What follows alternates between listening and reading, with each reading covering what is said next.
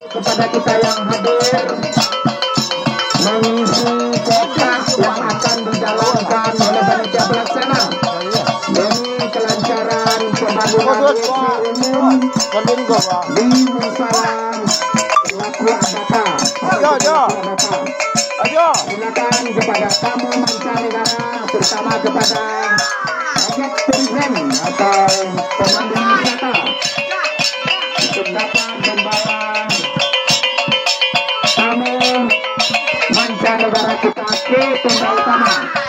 karena di sini telah ada stasiun televisi swasta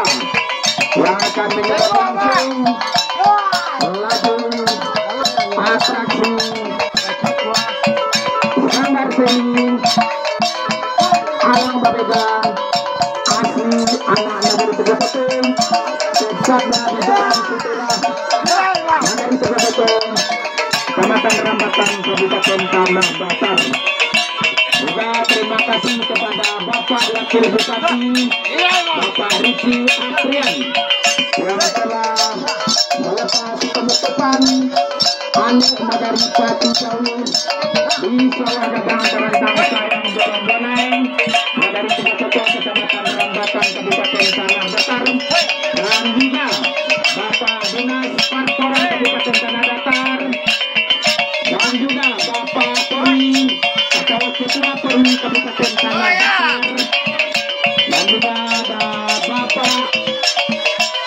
atau Ibu Camat Kecamatan Rambatan atau Bapak yang mewakili, dan bersama juga ada Bapak Wali Negeri Tegapetung bersama